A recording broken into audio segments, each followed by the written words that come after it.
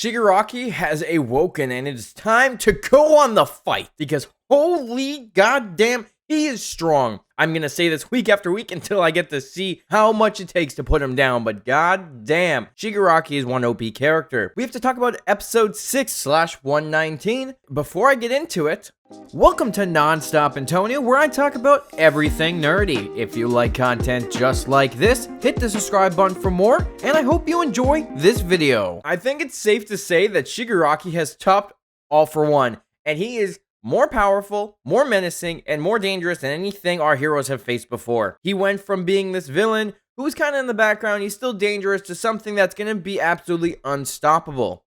I think his power moves are absolutely insane, and it's really cool to see that Deku now has a proper adversary. You have Deku who has all the powers of the old One For All, and Shigaraki that has all the powers that All For One gave him, plus All For Ones, which means Shigaraki is on his way to get Deku's power. He wants One For All, and he's not going to stop until he gets it, which means Deku's got to be played safe, because if Deku loses his quirk, they're all screwed. It's shown right away that Shigaraki can sense Deku and wants One For All. He's going after him, and he knows exactly where he is because of Ragdoll. When All For One took that back in Season 3, he's able to see the weakness and the location of the people he has seen, which that information was saved in him after Ragdoll watched over all the kids before they went into the forest during the summer training camp. But I think this is going to get a little insane because Shigaraki also picked up the bullets that erase quirks, so I feel like he's saving those to be used on certain heroes so that they won't stand a chance against him, and he'll depower some of the top ones. Instead of killing them, he might depower them and then kill them. We'll see what happens, but I'm really interested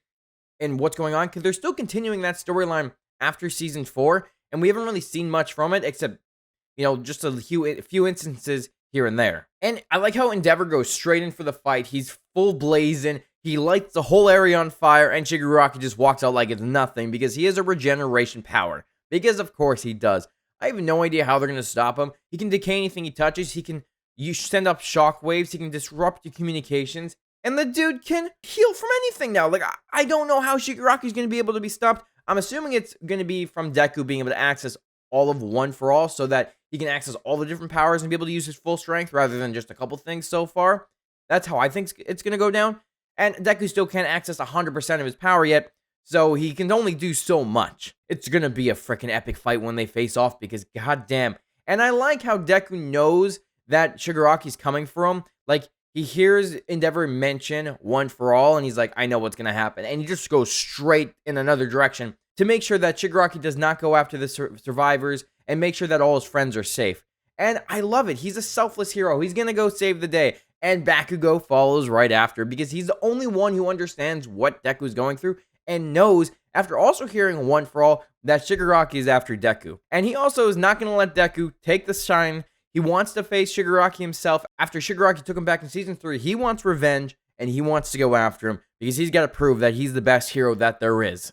And I really like seeing Bakugo analyze Deku like, oh, he can now use it at 30%. He's stronger, but I can keep up. And Bakugo really following and trying to pass Deku as they both get stronger. I really like when Deku was going after Shigaraki using Black Whip, because Black Whip is such a cool move, and I like watching him swing through the city. It keeps reminding me of Spider-Man, but like, it looks cool. That is a cool power. Black Whip is a pretty interesting power compared to like his strength, and I like seeing him use it more. And I talked about it in World's Heroes Mission, where I wanted to see him more, and I'm glad that I get to see him use that power more, because it's awesome. It's freaking awesome. And really, I don't think there'll be a number one hero. I think there'll be 3 number one heroes. You got Deku, Bakugo, and Todoroki. And speaking of Todoroki, I'm pretty sure that one dot that was following Bakugo and Deku as they ran the other direction was Todoroki.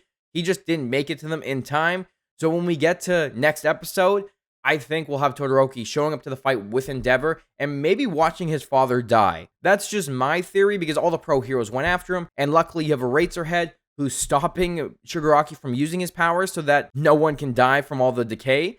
And I thought it was really interesting that Eraserhead is kind of like this point in the fight that's kind of watching over it and making sure that Shigaraki can't use his powers. However, that also makes me worried that Aizawa is going to die. I just feel like that's what's going to happen. And he even says, don't touch my students. He's protecting his students because he's trying to save Bakugo and Deku. And I'm just so worried for him now because he's the one person that can stop people from using their quirks, which makes him a target. And it's not going to end well. And I really hope he doesn't die because I like his character and I like him being the teacher of everyone. And also, who would replace him as the teacher? I don't really see any other character right now being able to take that role. And then we had Bakugo and Deku go straight in to go after Shigaraki, and they look like they're going to die. Like, they're showing the decay, Shigaraki about to touch him, and Gran Torino coming in for the last second save. Now, this makes me worried about him because he gets him out of there to make sure that he doesn't die. He says, make sure that Deku knows that he cannot be near Shigaraki, because if he takes one for all, they're all screwed. But they just get out of range so that they're still within Razorhead's area, so Shigaraki can't use his quirk, because Shigaraki's still going to go after Deku no matter what. So if he brings him back to the evacuation,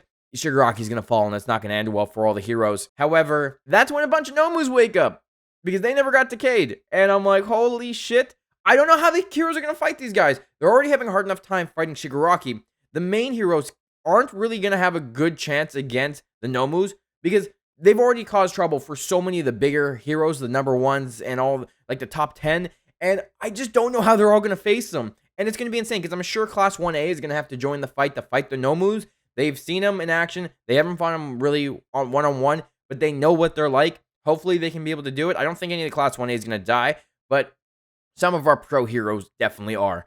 Because these fights are starting to get bloodier and bloodier, and a lot of heroes are dying, and there's a lot more villains than heroes. So this is going to be one bloodshed. Oh, it's going to be interesting. There's going to be a lot of deaths. A lot of heroes already died. When we go to the other fight back at the villa, you just had Toga going around full crazy, killing everyone for what they did to Twice. And she's in that form of the hero that Twice had killed to save her.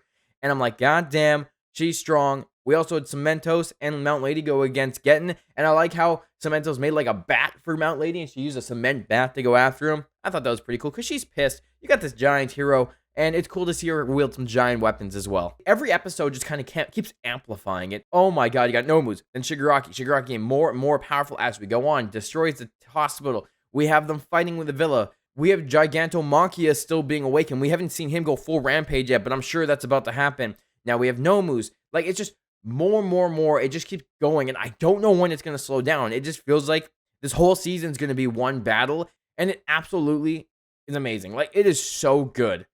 I am loving this season. The war arc is freaking insane, and I cannot wait to see where this goes. And I hope we get Eri back, where she can control the powers. Maybe she'll be the secret weapon to help stop Shigaraki by letting Deku go infinite again, which I think will be absolutely insane. What did you guys think of this week's episode? Let me know down in the comments. Thanks for watching, and I'll talk to you later.